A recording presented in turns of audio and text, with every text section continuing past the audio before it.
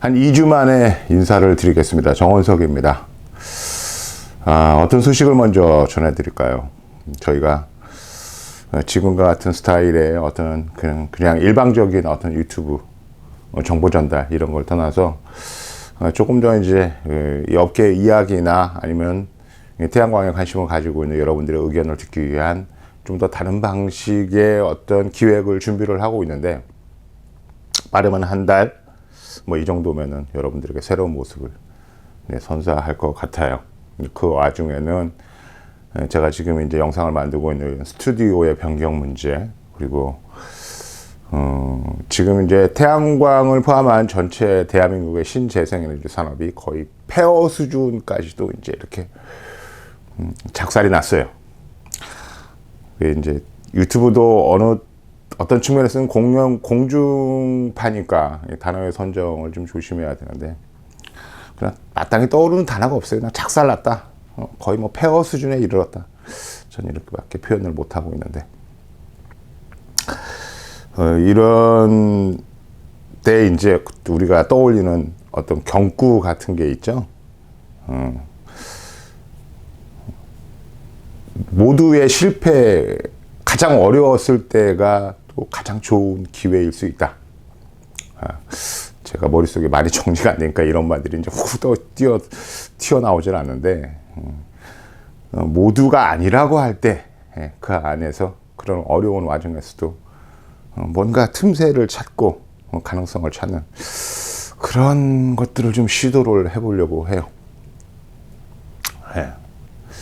여러분들이 많이 성원해 주시고 많이 관심을 가져주시면 제가 여러분들에게 도움이 되는 정보는 당연히 드리겠지만, 또 저희가 나름대로 기회를 찾아가고 그리고 그 기회의 틈을 벌리는 이러는 과정 속에서 여러분들도 나름대로 새로운 기회를 가지게 되지 않을까, 이렇게 생각을 합니다. 총선이 끝났죠. 사실은 총선 때문에 영상을 쉬었습니다.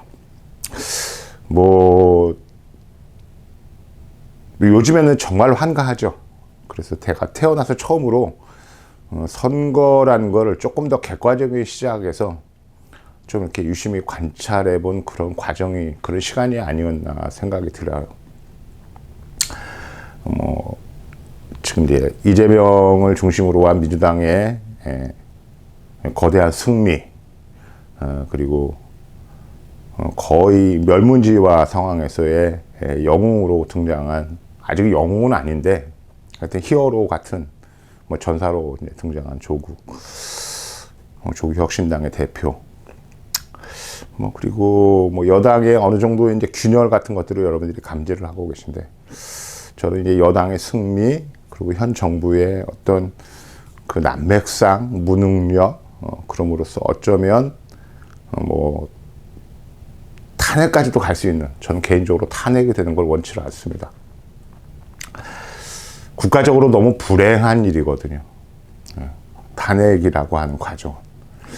그러니까 탄핵 이후에 뭔가 절차적으로 정당하게 현 정부의 무능력이나 무대책, 이런 것들을 끝낼 수 있는, 그래서 새로운 체제로 바뀔 수 있는 그런 것들을 꿈꾸는데, 시간이 지나면 좀 더 가시가 되겠는데, 제가 이번 선거를 통해서 느꼈던 부분은 딱 하나예요. 야당 의원들이 질적으로 많이 성장했구나. 예전같이 무슨 투사적 그리고 이제 운동권적 이런 구호만 외치고 무조건 때려잡자, 내지는 저는 나쁘다, 이런 얘기가 아니에요. 질적으로 많이 성장이 되어 있고, 구체적으로 대안도 어느 정도 제시를 하면서 그렇게 선거 과정을 치르는 것들을 보면서, 우리나라의 그 질적인 어떤 그 민주주의가 드디어 하나씩 굳건하게 쌓이고 있구나라는 것들을 느꼈습니다. 전 개인적으로 이제 박근혜 대통령이 탄핵을 당했을 때, 박근혜 씨라고 해야 되나요? 박근혜 대통령이 박정희의 유산과 함께 탄핵을 당해서 역사로부터 처박힐 때 대한민국의 보수는 끝났다고 선언을 한 사람입니다. 주변 사람들한테 많이 그런 얘기를 했어요. 대한민국 보수는 끝났어. 이제 더 이상 없다. 왜? 이념적인 부분도 같이 사라졌고요. 왜냐하면 그 장기 독재를 했던 박정희 정권의 장기 독재의 토대는, 그리고 전체 통치 기간을 관통했던 것들은 흔히 말해서 빨갱이라고 하는 이념이었어요. 근데 그 이념이 박정희가 별안간 이제 사망을 하고 그 체제가 다시 전두환의 이제 군부 독재로 넘어가면서 정리가 되질 않았거든요. 평가가 제대로 되질 않았었습니다. 그리고 급작스러운 민주화 과정을 통하면서 너무 급했죠. 우리 사회에 이제 민주화에 대한 욕망, 뭐 인권, 뭐 이런 것들에 대한 욕망들이 너무 앞서다 보니까 지난 날들, 바로 직전 것들을 정리를 못하고 온 거예요. 그러다 보니까 이 사회의 이념적인 요소들, 진영적인 요소들, 이런 것들이 막 혼재해서 어느 때는 정말 어떤 것들이 정말 중요한지, 어떤 것들이 진짜인지, 이런 것들을 잘 가늠을 못하고 대략 한 20년을 지나온 것 같습니다. 그런데 이번 선거를 보면서 뭐 제가 밖에 다니면서 뭐 유세를 직접 본 건 아니지만 유튜브를 통해서 각 후보자들의 유세 연설이나 방송 토론이나 이런 걸 보면서 흔히 말하고 하는 민주 진영의 리더를 자처하는 민주당의 후보군들이 상당히 많이 성장했구나. 그래서 우리 사회가 저런 사람들이 우리 사회를 이끌면 우리 사회의 질적인 성장을 우리가 도모할 수 있구나. 그런 생각이 들었고요. 여하간 선거 결과가 나쁘지 않고 환영할 만한 수준이기 때문에 저는 대단히 만족하고 있습니다. 금방 이제 제가 박근혜의 그 탄핵과 동시에 보수가 괴멸됐다고 그랬는데, 보수의 토대가 이제 없어졌죠. 그러니까 이론적인, 이제 쉽게 얘기해서 이제 빨갱이 척결이라고 하는 멸공 사상들이 이제 죽으면서 보수의 존재 가치가 이제 사라진 거예요. 그런데도 이번 선거에서도 역시 아직도 선거에서도 드러났고, 아직도 우리 주변에는 보수를 자처하는 사람들이 많이 있는데, 실제로 대한민국에서 진짜 보수는 없고요. 지금 남아있는 보수는 아직도 사회 변화를 인식하지 못하고 잘못된 정보에 현혹이 돼서 빨갱이 사상을 그냥 끈질기게 붙들고 있는 분들, 그리고 이런 사람들을 추동하고 있는 변질된 기독교, 극우 기독교라고 표현할게요. 극우 기독교가 지금 현재 대한민국의 보수도 아닌 적폐라고 표현을 해야 될 거예요. 썩어 있습니다. 도려내야 되는 집단들이 존재하는 거죠. 그런데 또 큰 틀에서 보면 그 사람들도 어차피 우리 사회에서 동시대를 살아가는 같은 동료이고 같은 사회 구성원이기 때문에 단지 생각이 다르다고 손가락질을 하고, 그리고 몽둥이를 들어서 내지는 무조건 너네들은 아니야라고 내칠 수 없는 거거든요. 어느 사회건 어느 시대건 흔히 말해서 오열이라고 하는 계층은 분명히 존재를 합니다. 그 사람들이 가질 수 있는 생각들, 그 이념적인 어떤 그 집착, 뭐 이런 것들은 단순히 나쁘다고 할 게 아니고, 그냥 저렇게 생각하는 사람들도 있을 수 있겠구나 하고 좀 관용적이고 포용적인 태도를 보이는 게 전체 사회를 위해서 우리에게 더 많은 기회를 줄 것 같아요. 저는 이제 윤석열 정권이 탄핵이라는 과정을 통해서 끝을 나기를 바라지는 않습니다. 굉장히 불행한 거고요. 제가 봤을 때, 제가 이제 갑자기 선무당에 하나 대보겠습니다만, 아마 여러 가지 이제 특검이나 아니면은 정치적인 공세, 그리고 여당을 이끌고 갈 수 있는 지금 엉성하고 아직도 지금 정상적으로 마치지 못한 내각의 이런 부실한 모습 때문에 어쩌면 현 윤석열 대통령의 성정상 어느 정도의 스트레스가 차오르고 돌파할 가능성이 없다고 생각하면 아마 스스로 대통령직을 던져버리지 않을까.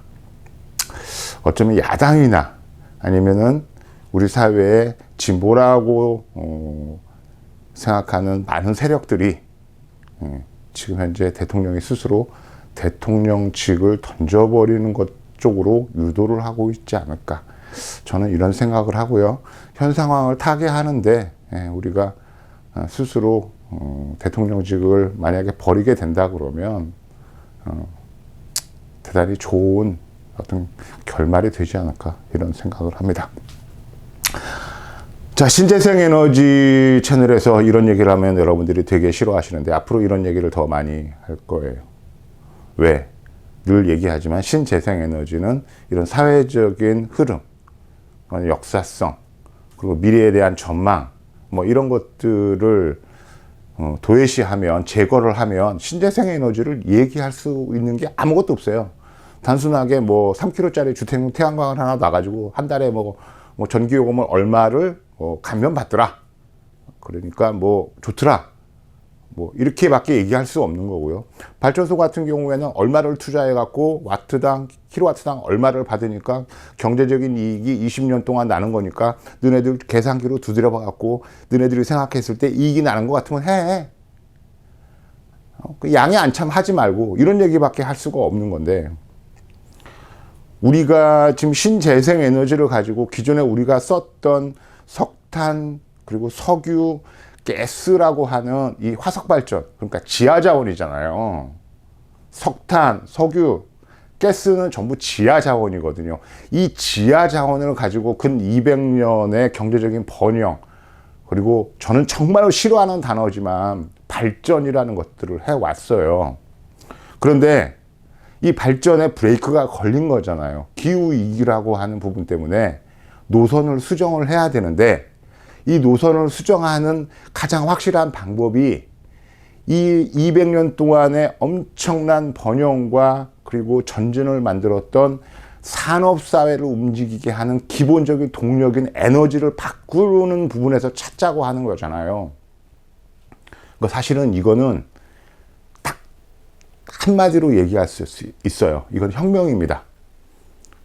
우리 사회에 조용한 혁명이 일어나고 있는 거예요. 예를 들어서 한 100년 이후나 한 300년 이후에도 인간이 지구에서 문명을 계속 유지할 수 있다면, 그리고 지금 현재 지하 자원을 통해서 얻고 있는 이 탄소 기반의 에너지를 그냥 자연 상태에 존재하는 태양광, 풍력 같은 무한 에너지를 기반으로 한 에너지로 바꾸는 이 에너지 전환, 에너지 혁명을 통해서 인간이 어렵지만 지구에서 그대로 문명을 유지한다면 한 300년 이후에는 인간의 대전환 내지는 인류의 혁명으로 이 과정을 묘사를 할 거란 얘기입니다. 그러니까 신재생 얘기를 할 때 이 정도의 성격이 있는데도 불구하고 단순히 그냥 태양광 하나에서 얼마를 벌고 뭐 1kW에 얼마를 받아서 팔고 이런 얘기만은 할 수 있는 건 아니죠. 이 신재생 에너지가 가지고 있는 역사적인 의미, 그리고 이걸 통해서 우리가 어느 사회로 이행되는지에 대한 로드맵, 이런 것들이 지금 우리 눈에 보이고 있는 거잖아요. 그러니 이런 걸 얘기를 안 할 수밖에 없는 겁니다. 저는 개인적으로 작년부터 올해 이제 러시아 우크라이나 전쟁이 끝이 날 거라고 예상을 했어요. 이유는 딱 하나입니다. 여러분들은 어쩌면 생각을 해보셨는지 모르겠습니다만, 지금 지구는 미국의 힘으로 유지가 되는 하나의 체제잖아요. 뭐 중국이라고 하는 이 반항하는 체제가 하나 있긴 하지만 이미 맥을 못 쓰고 있죠. 눌렀습니다. 그리고 얼마 전에는 1999년, 97년인가요? 소비에트 연방이 이제 그 와해가 되면서 유일하게 지구의 슈퍼파워는 이제 미국 하나만 남았죠. 그런데 여러분들 한번 생각해 보십시오. 자, 미국이 소련 연방이 해체되고 나서 미국은 상대적으로 승리감에 이제 도취했겠죠. 아, 우리가 이제 1등이야. 우리가 슈퍼파워야. 아, 우리가 이제 히어로야. 우리가 세상을 만들어 할 수 있어. 그랬는데 그 이후로 다양한 문제들이 지구상에서 막 생겨났습니다. 뭐냐, 여러 가지 이제 경제적인 문제, 자원의 문제, 무역 문제, 그리고 이제 지구상에 내재된 여러 가지 불평등에 관한 문제들, 이런 것들이 이제 수면 위로 이제 올라온 거예요. 그 전에는 미소 양국의 어떤 이념적인 대치, 그러니까 진영으로 나눠져 있어서 다른 부분들은 사실은 수면 아래로 다 내려가 있었는데, 소비에트 연방이 무너지면서 이제 그동안 사람들의 주목을 받지 않았던 이런 여러 가지 문제들이 이제 위로 올라온 거죠. 미국의 입장에서는 굉장히 골치가 아픈 거예요. 컨트롤이 잘 안 되죠. 그런 와중에 중국이 부상했고 위협을 느낀 미국이 중국을 짓누르고 있어요. 그리고 러시아 우크라이나 전쟁이 터졌습니다. 러시아 우크라이나 전쟁은요, 저는 전쟁이 딱 시작됐을 때 어떤 느낌을 받았냐면, 어쩌면 의도된 전쟁이 아니었을까. 그리고 이제 거꾸로 생각을 해보기 시작했습니다. 만일 러시아가 과거의 소비에트 연방과 같은 그런 위상, 그만큼의 파워를 획득하지는 못하겠지만, 미국이란 나라가 어느 정도 러시아에게 나름대로의 그 지배 영향력을 어느 정도 인정을 해준다 그러면, 미국이란 나라는 오히려 이 지구 자체를 통솔하는 세계의 경찰이라고 하는 그런 역할에서 조금 더 부담을 덜고 좀 더 다른 부분에 치중하면서 여러 가지 문제에서 좀 벗어나지 않을까, 이런 생각을 했습니다. 그리고 나서 전쟁은 장기화됐죠. 그리고 올해 아마 대충 전쟁이 끝날 것이라고 예상하는 건 뭐냐면, 중국이라고 하는, 미국이 가장 두려워하고 있었던 중국의 부상이 어느 정도 이제 결실을 맺어가고 있습니다. 중국은 이제 내부적인 문제 때문에 지금 이제 뭐 망하냐 흥하냐 이런 기로에 서 있죠. 언론의 내용들만 이렇게 들여다봐서는 안 되는 내용이죠. 그래서 제가 판단했을 때는 아마 러시아 우크라이나 전쟁은 올해 안에 끝나게 될 것이다. 그런데 지금 이제 중동에서 전쟁이 이제 벌어지고 있죠. 중동의 전쟁은 뭐 표면적으로는 여러 가지 유가에 대한 악영향, 세계 이제 무역에 대한 악영향, 이런 것들이 현실화되긴 하겠지만, 사실은 그 중동 지역이라고 하는 일종의 얘기하면 제3세계 산유국 중심의 이런 나라들의 분쟁인 거고요. 저 그런 분쟁들은 그렇게 오래 갈 거는 아니라고 생각을 해서, 아마 겨울이 오기 전에, 가을이 되기 전에 중동의 분쟁은 상당히 많이 정리가 될 것이라고 저는 생각을 합니다. 전 세계적으로 라니냐의 기후 현상이 이제 끝났고요. 한 3, 4년간 끝났고, 이제 올해부터는 엘니뇨라고 하는 라니냐하고 정반대되는 이제 기후 패턴들이 전체 지구를 감싸고 있어요. 엘니뇨의 특징은 폭우, 그리고 아주 매서운 추위, 뭐 이런 것들을 동반을 합니다. 그래서 작년 겨울에 상당히 따뜻했기 때문에 유럽 사회가 에너지에 대한 걱정 없이, 경제적인 부담 없이 잘 넘어왔는데, 올 겨울은 또 다른 상황이 펼쳐질 거라서 각국들도 이런 부분에 대한 대처를 좀 할 것이라고 저는 생각을 해요. 뭐 지금 국제 유가가 이제 널뛰기 하려고 준비를 하고 있습니다. 여러 가지 이제 미국의 이제 미국이 사실은 금리를 인하하려다가 지금 인상을 다시 하려고 하고 있죠. 그러니까 소비자 물가 지수가 뭐 금융 정책 가지고는 잘 잡히지 않는 뭔가 뚫린 구멍이 있다는 거예요. 그러니까 이런 부분도 나중에는 뭐 따로 챕터를 잡아서 이제 한번 얘기를 해보겠습니다만, 우리가 지금은 이제 경제가 화폐 경제학이라고 하는 이제 쉽게 해서 돈에 집중된 경제 어떤 이론, 그리고 돈을 중심으로 한 경제 컨트롤을 지금 쓰고 있는데요.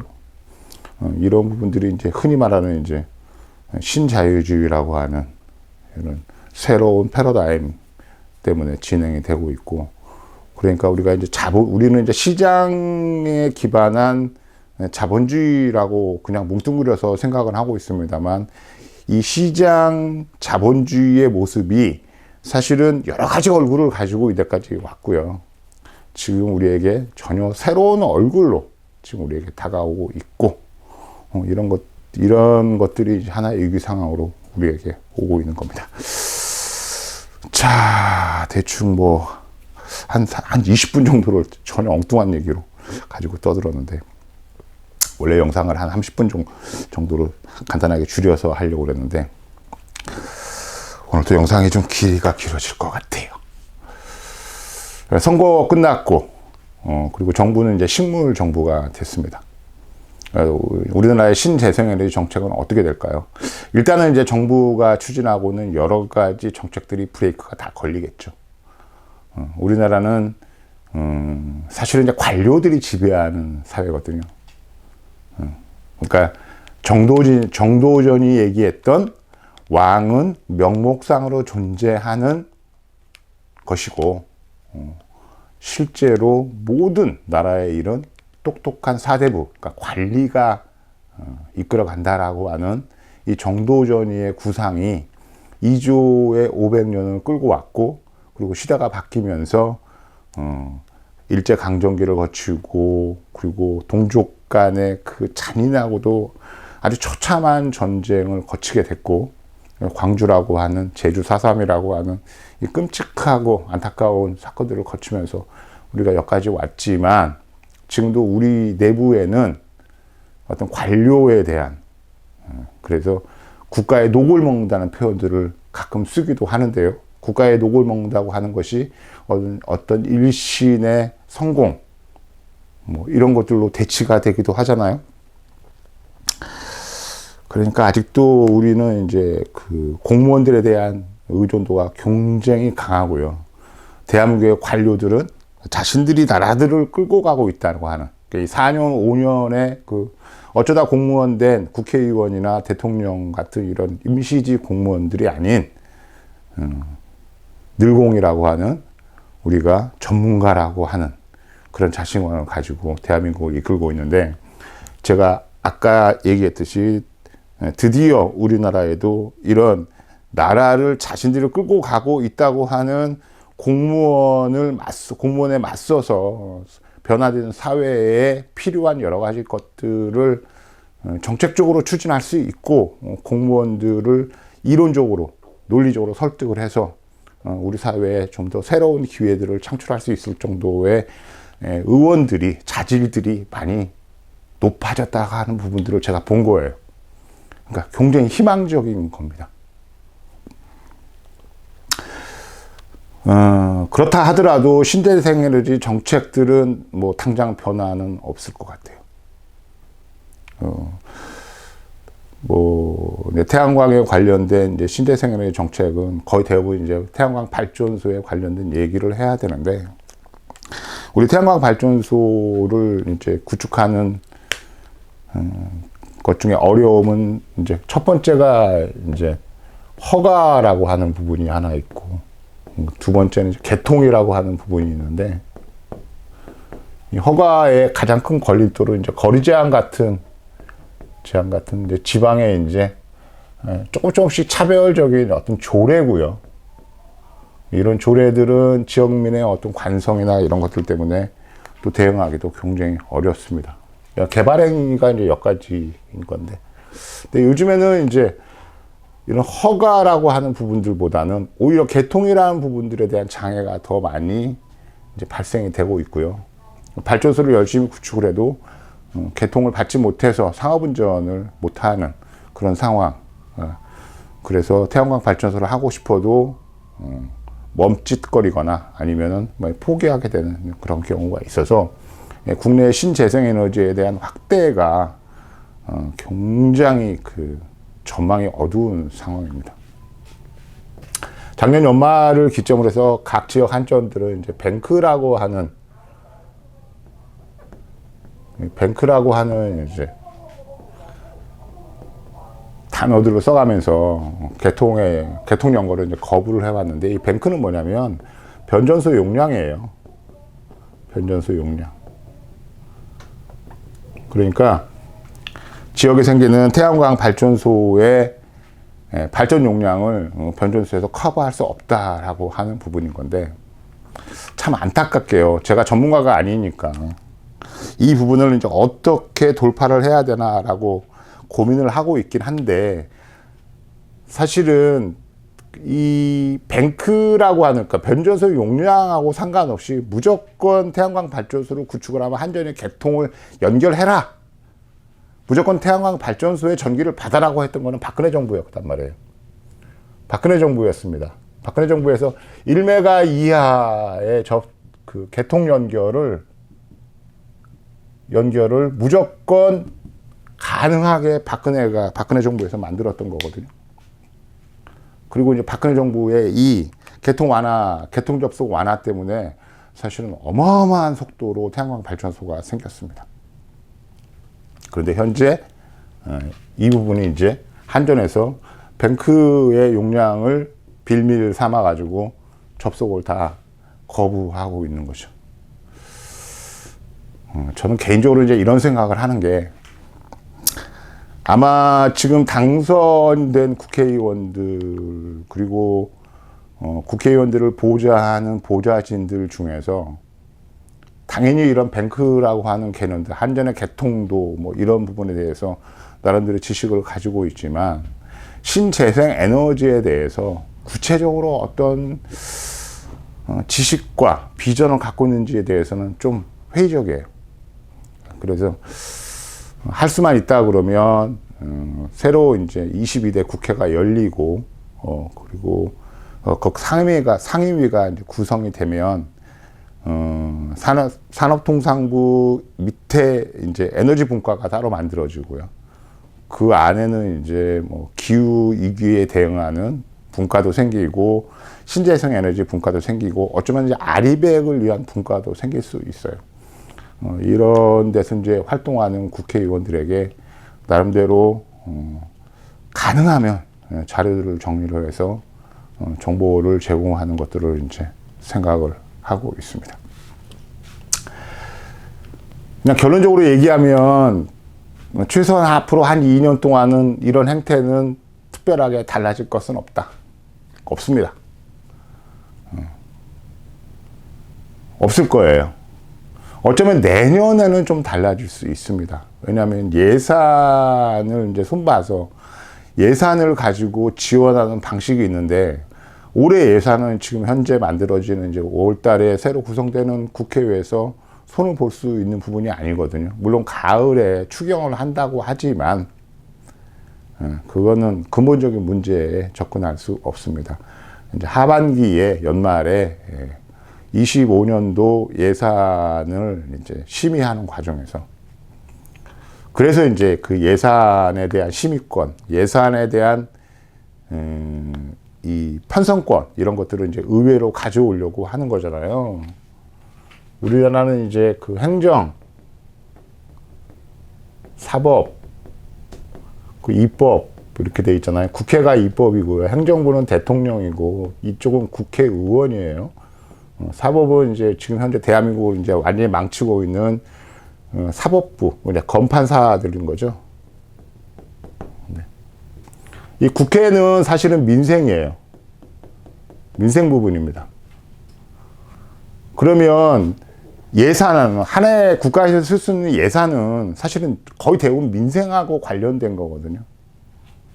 그러니까 이 예산을, 민생을 돌보는, 민생을 위해서 노력하는 국회에서 예산을 짜는 것이 가장 좋아요. 근데 우리는 아직도 행정부인 대통령 직속의 기획재정부에서 예산을 짜고 있죠. 그러니까 지금 많은 민주당 국회의원들이 이 부분을 바꾸겠다고 하는 거예요. 예산 기획과 예산 집행을 둘로 나누겠다는 얘기죠.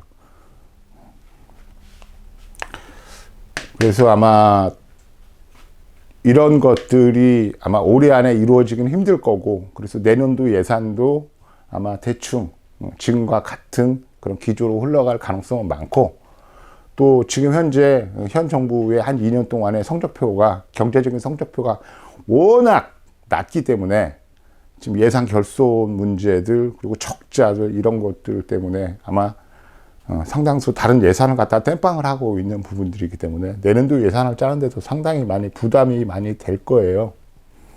그래서 내년도까지는 크게 변화가 없을 것 같고요.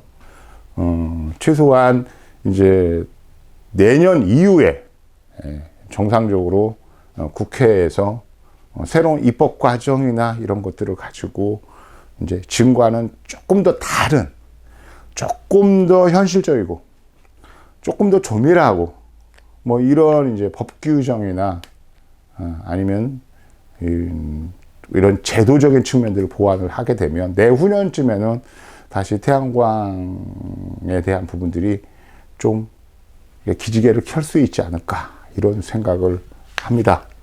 그러니까 제가 이제 그런 얘기 많이 하거든요. 태양광 만약에 발전소를 하시려는 부지를 갖고 있든가, 아니면은 뭐 공장 지붕이나 이런 것들을 갖고 있는 분들은 지금 발전사업소 허가를 타진을 해서 지금 할 수 있으면 발전사업소 허가를 내라.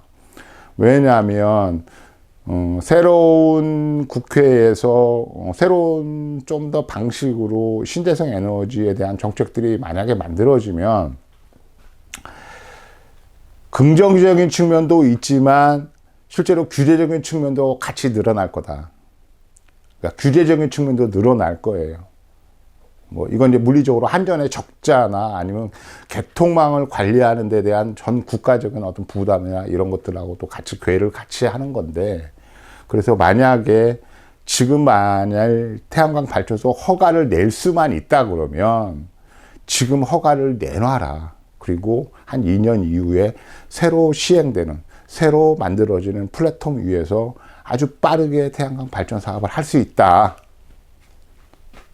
그러니까 지금 태양광 발전소 허가를 낼 수 있으면 발전소 허가를 내라, 제가 주장을 하는 거고요.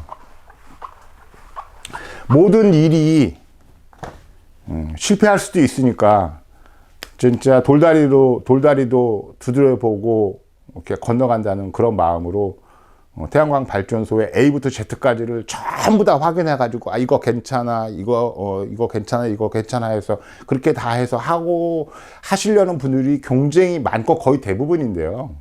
사업이라는 건, 태양광 발전 사업은, 태양광 발전소는 사업이잖아요.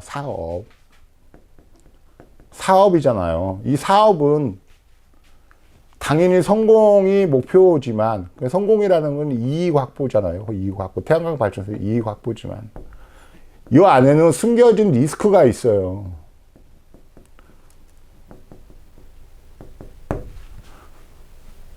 이런 리스크들을 전부 다 제거를 하고 사업을 하겠다? 하지 마세요. 그럴 수 없죠. 왜? 모든 사업은 리스크가 분명히 존재합니다. 그러면 판단을 해야 되는 거죠. 어떤 판단을 해야 되는 겁니까? 나한테 이익이 될 것 같아? 아니면 나한테 손해가 될 것 같아?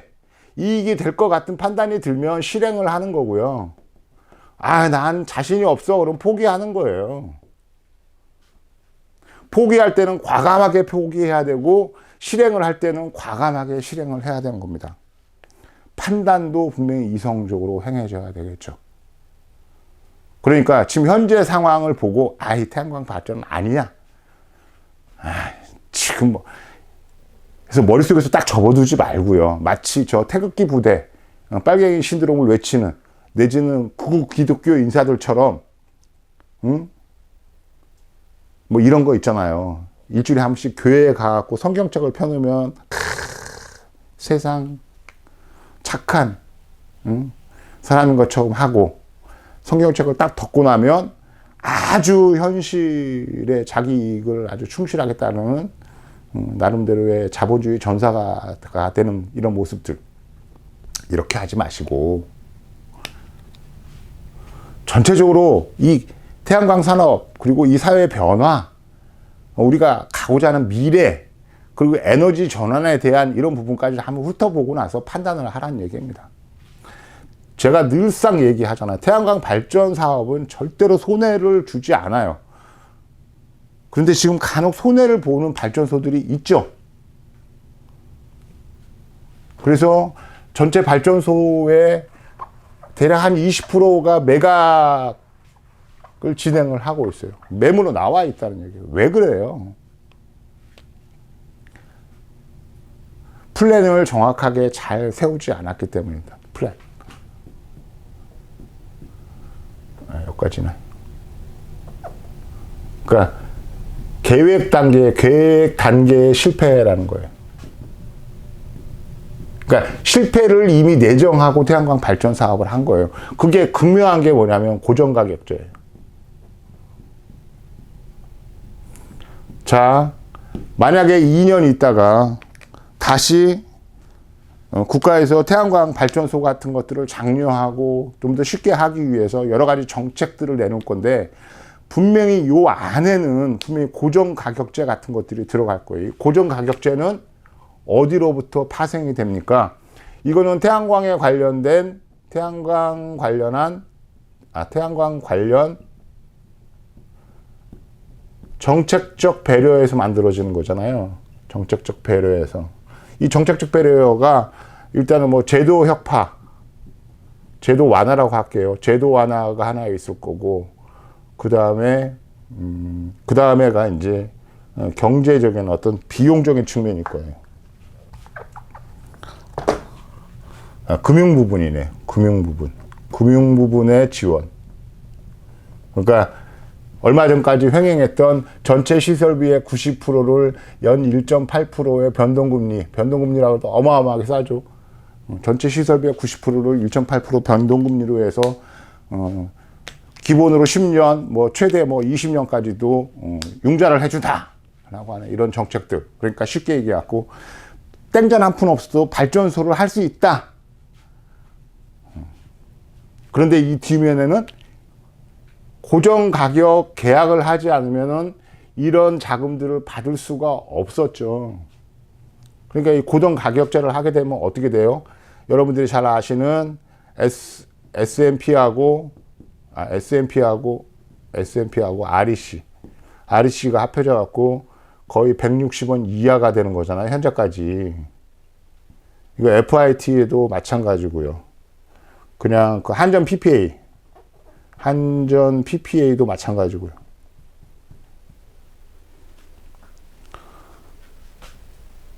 이게 뭐 설치 자금을 거의 뭐 국가에서 장기로 지원을 해주니까 그냥 아무 생각 없이 한 겁니다. 남들이 태양광 발전소 하면은 뭐 벤츠 끌고 다닐 수 있고 뭐 그런다고 하니까 했는데, 실제로 전기를 팔아보니까 남들은 환율 변동이나 아니면 물가 상승률, 인플레이션이나 여러 가지 변동 때문에 조금씩 시장에서 전기에 대한 가격들, REC에 대한 가격들이 계속 상승하거나 아니면 그런 비율을 가지고 계속 오르고 있는데, 나는 그냥 가격이 고정돼 있어. 그러니까 상대적인 손해가 엄청 큰 거고요. 그런데 가만히 보니까 또 내가 대출받는 이자는 또 늘어나고 있어요. 왜? 금리가 상승하고 화폐 가치가 떨어지니까. 그러니까 어떻게 돼요? 수지 타산이 안 맞게 되는 것이. 그럼 무슨 생각을 해요? 아, 저 발전소 애물단지야. 저 팔아야 되겠어. 그거 내놓죠. 아마 2년 이후에 다시 태양광 진흥 정책을 쓴다 그래도 여러 가지 이런 지원 정책 안에 복병은 아마 이렇게 고정 가격제 같은 것들이 분명히 존재할 겁니다. 그러니까 정작 여러분들이 살펴봐야 될 것들은 저런 거예요. 제가 이런 얘기 하잖아요. 태양광 발전 사업은 사업입니다. 그런데 내 돈을 하나도 안 들이고 저걸 하겠다? 이게 날강도지, 도둑놈이에요. 저한테 그렇게 문의 오면 저는 그냥 전화 끊으세요. 못 도와드립니다 하고 전화 끊어버립니다. 이게 말이 안 되는 얘기잖아. 응? 그죠? 나한테 20년 동안 이득을 주는 전기 사업을 하는데 내 돈이, 내가 투자할 금액이 없어.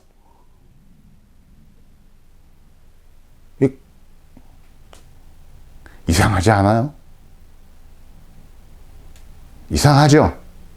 이상한 게 맞는 겁니다. 그러니까 태양광 발전소 하려면 여러분들 돈을 준비하세요. 여러분들 돈 갖고 다 하세요. 괜히 정책 자금 어쩌고 저쩌고 이런데 기웃거리면 그런 자금 뒤에 숨어 있는 여러 가지 그 제약 사항들 시간이 지나면 여러분들이 다 마주 보게 되는 거예요. 우리 자본주의 시장 체제는 내가 어떤 상거래 행위나 나에게 이익 활동을 하기 위해서 내가 투자해야 되고 내가 감수해야 될 어떤 경제적인 부담이 있는 것만큼 그 다음에 나한테 거래에 대한 자유가 주어지는 거잖아요. 그렇죠? 그런데 자, 저런 지원 정책 뒤에 숨어 있는 여러 가지 제한 사항들, 복병들 때문에 나의 거래에 대한 자유가 제약을 받습니다. 굉장히 중요한 문제예요. 그러니까 그냥 결론은 그래요. 지금 태양광 발전소를 갖고 하려고 하시는 분들은 지금 개발행위를 타진을 해서 발전소 허가를 받으세요. 한 2년 정도 지나면 지금하고는 전혀 다른 환경으로 사회가 움직여 갈 겁니다. 그리고 태양광 같은 경우는 드라이브를 걸 수밖에 없어요. 자, 우리나라 아리백 국제 표준에 맞는 아리백을 지금 현재 신청한 기업이 한 34개 기업이거든요. 그런데 이 34개 기업도 성공을 못하고 있어요. 왜? 아리백 할 수 있는 재생에너지가 없어요. 없으니까 이번에 정부에서 어떻게 했어요? 보통 이제 이런 아리백에 들어가는 태양광 발전소는 보통 단위가 1메가와트 이상이에요. 1메가와트 이상의 발전소였거든요. 그랬는데 이번에는 이 용량 제한을 없앴고요. A라는 회사가 아리백을 하기 위해서 Z라고 하는 태양광 발전소의 전력 거래를 PPA로 계약을 하게 되면 이 A라는 회사에서 사용하고 있는 전력량에 맞는 REC를 공급을 하게 되면 이 회사가 아리백을 달성하는 거잖아요. 그런데 이 Z가 이 A라는 회사에서 사용하는 전기량을 감당을 못해. 그럼 모자라죠. 그럼 아리백을 달성을 못하죠. 이렇게 단일하게만 되어져 있는 부분들을 이번에 어떻게 바꿨냐면 여러 회사들을 통해서 여러 발전소를 통해서도 필요한 REC를 충당할 수 있다. 이렇게 바꿨어요. 그럼 뭐예요? 용량에 상관없이 앞으로 만들어지는 많은 태양광 발전소는 거의 대부분 기업의 아리백과 연결이 된다는 거죠. 그렇게 될 수밖에 없는 거고. 그러면 2년 이후에 사회가 안정을 찾고 우리 사회가 전 세계적인 기후변화 대응에 맞추어서 보조를 같이 하는 아리백에 동참을 하고, 물론 원자력 발전 같은 기술적 우위가 있으니까 원자력도 같이 해야 되겠죠. 원자력은 무조건 아니다라고 저는 얘기 안 합니다. 하지만 이니셔티브는 분명히 재생에너지에 있어요. 아리백에 있습니다. 원자력을 중심으로 한 CF100은 사실 아리백을 보조하는 역할을 하는 거거든요. 그런 환경이 됐을 때 태양광 발전소는 당연히 지금보다는 훨씬 더 많이 늘어야 되고요. 그리고 또 여러분들이 기대하는 충분한 경제적인 이득도 분명히 있게 될 거예요. 왜? 이건 민간이 참여하는 것들인데, 민간이 주도하는 것들인데, 민간이 주도하게 하려면, 민간이 참여하게 하려면 경제적인 이득, 그러니까 판매 단가를 보장해 주지 않으면 민간인들이 여기에 동참할 이유가 하나도 없기 때문에 그렇게 될 거고요. 좀 다른 얘기를 하나 해볼게요. 제가 이제 이 부분은 앞으로 이제 하나의 챕터를 가지고 이제 그 영상으로 이제 구축을 할 건데, 영상을 이제 계속 시리즈로 만들 건데요. 리파워링, 이게 무슨 얘기냐면 태양광 발전소는 20년이잖아요. 20년 유효기간인데 20년이 지나고 나면 발전소를 변경을 하든가 아니면 발전소를 재구축하든가 아니면 아예 발전소를 포기하든가 뭐 이래야 되는 이제 여러 가지 이제 과제를 눈앞에 이제 마주보게 되어 있습니다. 우리나라가 보통 아주 최초에 시작한 발전소는 2005년이에요. 그리고 2006년, 2007년부터 쭉 시작하게 돼서 박근혜 정부 이후부터 폭발적으로 늘어났으니까 이제 뭐 2005년, 2006년도에 만들어진 발전소 같은 경우는 올해가 24년이니까 지금 이제 재계약이라든가 다시 발전소에 대한 여러 가지 권한이나 이런 부분들을 획득해야 되는 기간이 2에서 3년 정도 남아 있는 거죠. 어떻게 될 것인가? 자, 2005년, 6년, 7년도에는 전지판이 뭐 기껏 해봤자 장당 200와트였거든요. 지금은 장당 얼마예요? 600와트가 넘어가고 있죠. 그러니까 이런 걸 따진다 그러면은 예전에 만들어진 발전소 부지에다가 예를 들어 가지고 100kW 정도의 발전소였다 그러면 지금은 최대 300kW까지도 가능해요. 자, 2005년도, 6년도에 태양광 설치 가격이 얼마였냐면 제가 요것들은 이제 어제 저녁에 시간이 나서 잠깐 이제 에너지관리공단에 문서들을 뒤적여 보니까 2008년도까지밖에 없더라고요. 자료들이. 2009년도에 태양광이 1kW당 1268만 원 정도인가? 1kW당이요. 킬로와트당. 어마어마하게 비쌌죠. 근데 이거는 이제 국가에서 하는 거고, 그 당시에 2008년도, 9년도에 내가 기억하기로 시장에서 태양광 발전소에 구축하는 구축 비용이 킬로와트당 얼마 정도 됐냐면 680만 원에서 750만 원 사이였어요. 그러니까 그 당시에는 100kW를 만약에 구축한다 그러면은 뭐 6억 8천, 6억 5천 이렇게 들어갔던 거지. 그러니까 물론 그 당시에는 이제 전력을 판매하는 기준이 이제 한국형 FIT라고 그래서 킬로와트당 굉장히 많은 금액을 줬어요. 거의 제가 기억하기에는 1kW에 680원 정도 준 것 같아요. 680원. 680원 이상을 줬던 것 같습니다. 그러니까 원래 태양광 발전소의 전력 사업이라는 게 우리가 처음에 이 발전 사업에 대한 어떤 개괄적인 부분을 받았을 때 이익률이 투자 대비 10%였거든요. 10%였습니다.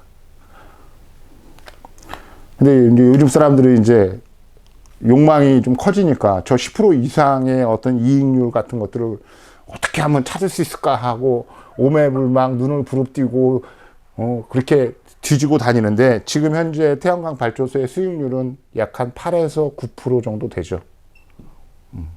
보통 한 8% 정도 되는 것 같아요. 이 정도 수준만 해도 상당히 좋습니다.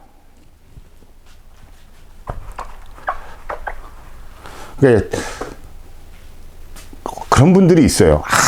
이렇게 하면은 내가 좀 더 벌 수 있지 않을까. 뭔가 벌 수 있는 방법, 개뿔 아무것도 없어요. 왜? 정부가 이 플랫폼을 정부가 그냥 판을 만들어 준 거예요. 이 판을. 똑똑한 그 잘난 머리를 갖고 있는 우리나라의 기재부 내지는 산업통상부의 공무원들이 이 판을 만든 거예요. 여러분들이 5급 공무원 정도의 능력을 쉽게 돌파할 수 있어요? 할 수 있을 것 같아요? 그래서 5급 공무원 정도의 그 능력자가 만들어낸 제도의 허점을 파고 들어가지고 나는 요 틈을 봤으니까 여기서 나의 블루오션을 창출할 거야. 이게 가능할 것 같아요? 그러니까 포기하라는 얘기를 하는 거예요. 없어 그런 거예요. 절대로 불가능해. 그냥 태양광 발전소 하면 한 8% 정도 수익이 나면 저게 최대치구나.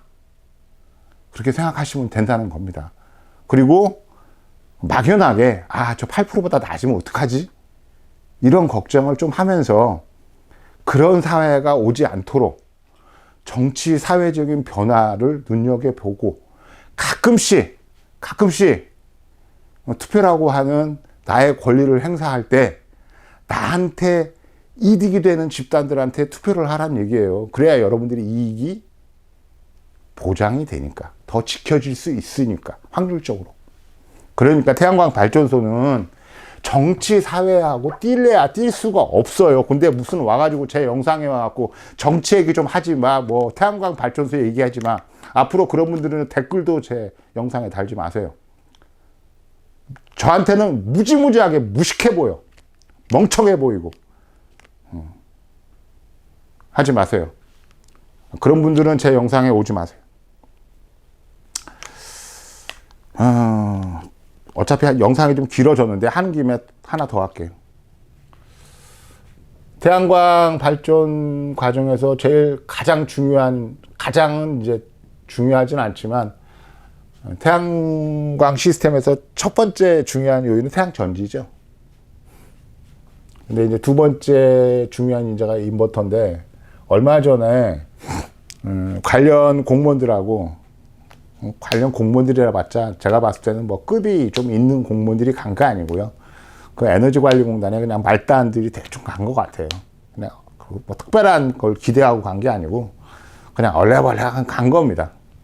뭔가 그냥 자기들도 뭔가를 그냥 하고 있다는 뭔가를 좀 남겨야 되잖아요. 에너지관리공단은 대한민국의 신재생에너지를 관장을 하는 아주 중요한 이제 집단입니다. 중요한 조직이고요. 그러니까 뭔가를 해야 돼. 그러니까 뭐 매번 뭘 하긴 해요. 그런데 실제로 뭐 도움이 되는 뭐 그런 거 하는 게 없어. 그냥 형식적으로 하는 거예요. 역시 이번에 또 마찬가지였는데, 인버터 제조회사들 몇 개를 불렀어요. 제조사 몇 개를 부르고, 그리고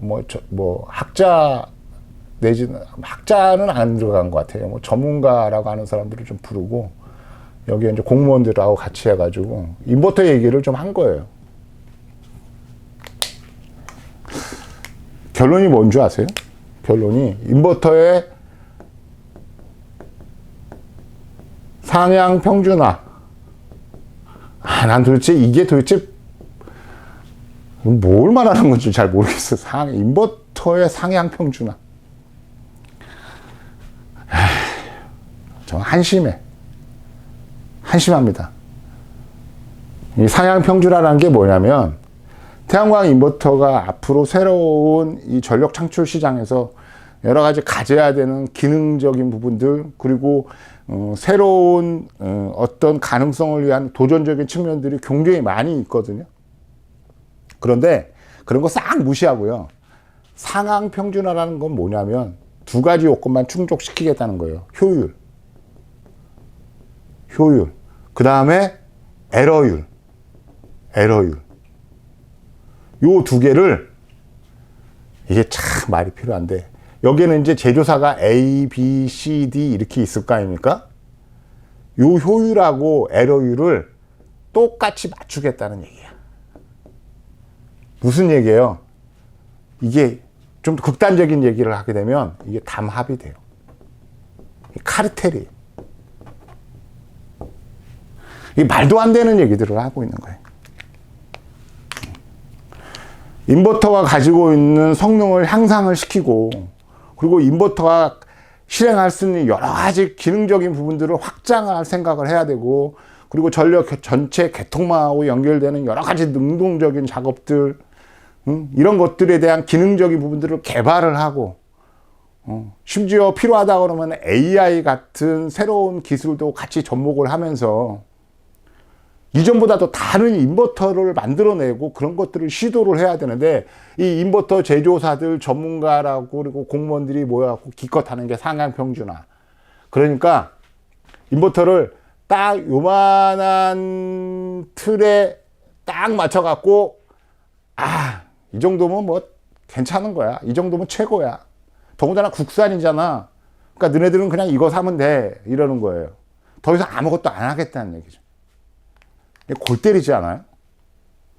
우리가 어쩔 수 없이 국산 인버터를 써야 되긴 하지만, 더군다나 대한민국의 태양광 시장들이 다 자초가 돼가지고, 그동안은 독일산 인버터, 뭐 대만제, 뭐 유럽의 어느 회사들 이런 인버터들이 쭉 들어와 있었고, 그런 인버터에 대한 한국 브랜치들도 있었거든요. 근데 지금은 다 철수했어. 왜? 한국 시장이 다 죽었으니까 인버터가 안 팔려. 그러니까 어떻게 해요? 사무실을 철거하고 갔어. 그러니까 남아있는 건 뭐예요? 이름도 참 그럴싸하지. 토종기업만 남았다 그래요. 토종기업만. 국산기업만 남았다 그래요. 국산기업들이 남아갖고 이런 짓이나 하고 있는 거예요. 여기에 이제 무슨 얘기예요? 상향평준화 하게 되면, 야, 우리 그냥 이 공무원들이 한 해에 태양광 시장을 인버터가 몇 대 정도 팔릴 수 있는 시장으로 해서 정책을 만들어 줄 거니까, 야, A라는 너네 회사, B라는 너네 회사, C라는 회사도 그냥 시장을 적절하게 나눠 가질 거니까 이 안에서 A가 A의 회사 거에 좋으니 B 회사 거에 좋으니 뭐 C 게 더 좋으니 이런 그 논쟁거리라든가 이런 거 하지 말고 그냥 성능을 똑같이 맞추자. 이런 지랄을 하고 있는 거예요. 제가 지랄이라고 표현을 하죠. 말도 안 되는 짓이야. 골 때리는 거예요. 이 근본적인 원인이 뭐예요? 공무원들이 가이드라인을 해주기 때문에 그래요. 공무원들이.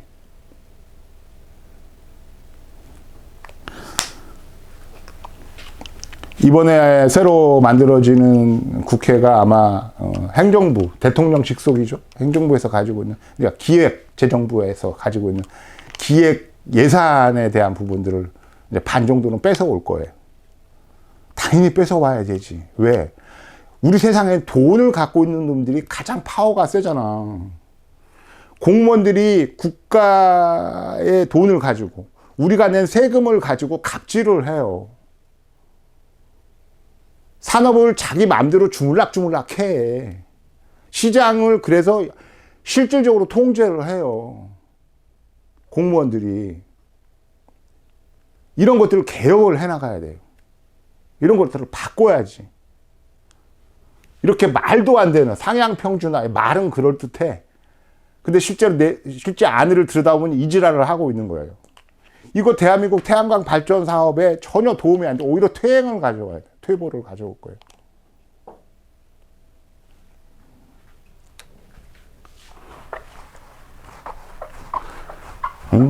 중국 대기업이라고 하는 태양광 전지판 회사들이 중국에서 인버터를 만들어 가지고 거기 위에다가 자기네 회사 라벨 붙여가지고 우리 거네 하고 실제 내용물은 중국인데 중국에서 완전하게 만들어 오는 거예요. 껍데기만 싹 바꿔가지고 태양 전지판하고 같이 패키지로 해서 팔아.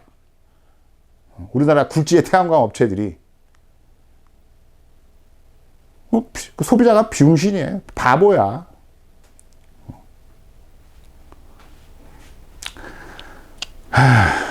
결론을 오늘 영상에 좀 잠깐 흥분을 했는데요. 그래도 뭐 하고 싶은 얘기들은 다 한 것 같아요. 결론을 내겠습니다. 일단 선거가 야당의 승리로 그것도 아주 완벽한 승리로 끝났기 때문에 저는 상당히 기쁘고요. 이걸 통해서 여러 가지 이제 우리가 제도적으로 수정해야 될 부분, 그리고 지금까지는 어떤 말만 말뿐인 민주주의가 실제적인 민주주의로 나가는 한 걸음 나갈 수 있는 그런 가능성들이 많이 열렸기 때문에 저는 대환영을 하고요. 박근혜 대통령이 탄핵되면서 무너졌던 보수들이 아직 극우 기독교 내지는 아직 뭐 누구 얘기를 들으면 뇌가 썩었다고 그러더라고. 빨갱이 타령을 하는. 근데 어쨌거나 이런 사람들은 어느 사회에서나 뭐 존재하는 오열들이니까 이제 앞으로 무시하자고요. 이런 사람들은. 무시하고 좀 건강한 이제 사회 주류들이 이제 뭐 보수를 딱지를 달고 나서든 진보라는 딱지를 달고 나서든 상관없이 실질적으로 진실을 얘기할 수 있고 그리고 나름대로 대안을 제시할 수 있으며 그리고 모두가 공감하는 그런 마인드를 가지고 우리 사회가 조금씩 서로 간격을 좁혀가면서 갈 수 있는 계기를 이번 총선을 통해서 확인했기 때문에 저는 상당히 고무가 되어 있는 입장이에요.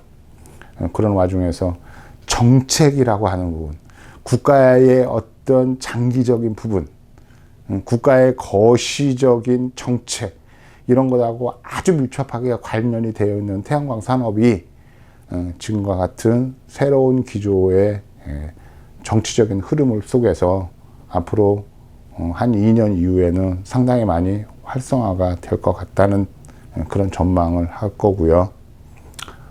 지금 이제 이란이 이제 전쟁에 지금 참여하느냐, 본격적으로 참여하느냐, 마느냐. 그래서 뭐 호르무즈 해협을 봉쇄하느냐, 마느냐. 호르무즈 해협이 봉쇄가 되면 뭐 제가 대충 알기로도 전 세계 교역량의 반은 그냥 작살이 나는 거거든요.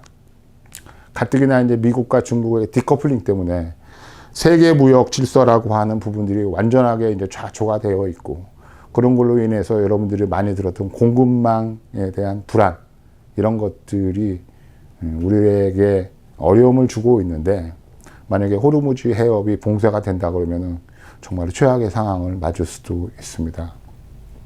물론 중동전이 오래는 가지는 않겠지만, 또 이것들이 올겨울에 미치는 여러 가지 에너지 가격들, 뭐 이런 것들에 대해서는 나름대로 또 경계를 해야 되고 주시해야 되는 부분이고요. 이런 것들을 통해서 또 태양광 발전소의 S&P나 REC 같은 것들이 또 폭등할 가능성도 있어요. 그래서 또 순식간에 또 S&P나 REC가 또 폭등을 하면, 야, 태양광 사업은, 태양광 발전소 해야 되는데, 미친년 널뛰기 하듯이 그렇게 또 펄쩍펄쩍 뛰지 마시고, 태양광 발전 사업은 안정화됐을 때, 세상이 안정화됐을 때 가장 잘 동작할 수 있다는 점, 그런 부분들 명심하시고 남은 휴일들 잘 보내시기 바라겠습니다. 이제 총선이라고 하는 이벤트도 끝났고, 날도 따뜻해졌고, 그러니까 앞으로 영상을 열심히 만들어서 여러분들에게 도움이 되는 채널이 되도록 하겠습니다. 구독, 좋아요 눌러주시고요. 영상을 여기까지 시청해 주신 분들에게 대단히 감사하다는 말씀을 드리겠습니다. 정원석입니다. 다음 영상에서 뵙겠습니다.